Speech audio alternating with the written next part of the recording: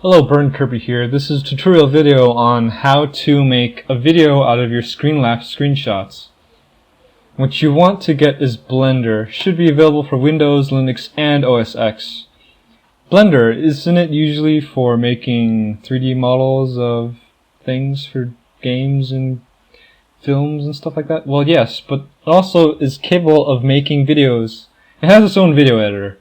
So, at the top left, there's a word default. Next to that is a button. You want to click on that and go to video editing. That takes you to the video editing screen. Now, in the left middle of the screen, next to the view drop down, there's a button on the very left that looks like a graph thing. You want to click on that, go up to properties, and this is where you set the properties for the video. Once you have this all set up, save just in case. I'm going to save near the directory that has the screenlapse screenshots. Let's call it, for me, tutorial, since I'm making a tutorial video. Save Blender file. Okay. So very top, I prefer having this set the display keep UI. That makes sure that when you actually render the video, it doesn't do anything except show what's already there. It doesn't show the video as it's playing back. With that would probably slow it down. So down here you could set the resolution of the output video.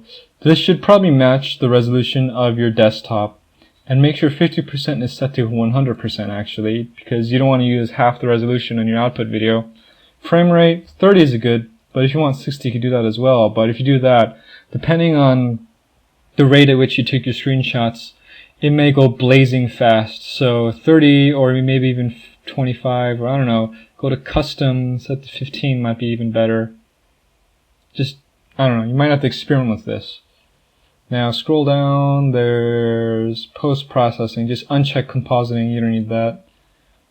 Output, you want to change this directory for output to near where pretty much I'm saving this to an exported directory within the directory that holds my saved project. Saved projects are .blend files, by the way. Okay, I've set that to there. Export it. Alright. Now, in the output panel, drop down, there's thing PNG. It's set to PNG. I think this determines the file type of your outputted stuff. You want to change that to H264 under movie. Encoding determines the formats of the streams within the video file. So you can pick a preset. I would choose H264. And if you want to put music in your Screenlapse video, change the audio codec from none to MP3 or Vorbis or AAC. I'm just going to pick Vorbis. Should be fine with that. I'm pretty sure most platforms support that. So, save again just in case. Now here's the part where you actually add in the images to your project.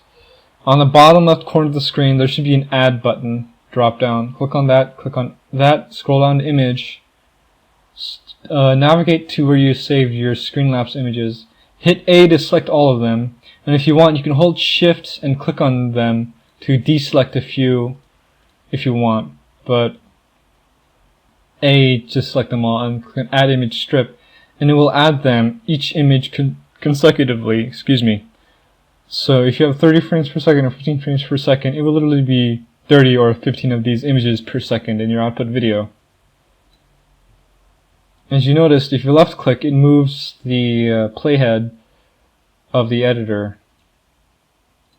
If you want to change things, I'll get to that when I add audio. If you want to add audio, click on add sound, navigate to where you have your sounds.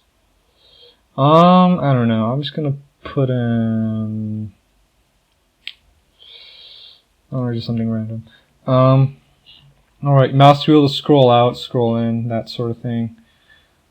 If you right click, you can select one of these strips, video or audio strips, and once you have one selected, hit G to float it, so you can move it left and right, so you could have it play earlier or later in the video. One last thing I forgot. At the bottom of the screen, there's a start and end variables.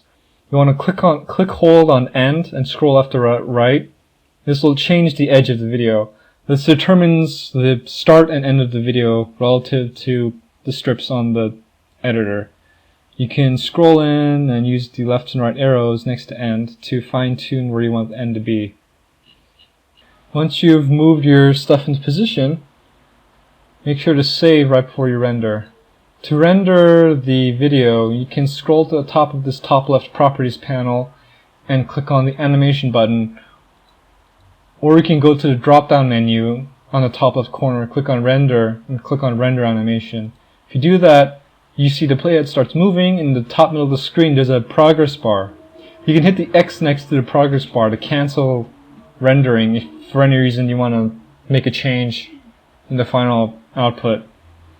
This will make a file numbered with a name that is a number between the start and end of your video. It's by frames. I set my start to 1 and end to 167. So the file name ended up being 1 to 167 AVI. So that's pretty much it. If you want to... Yeah, that's pretty much it actually. So thanks for watching.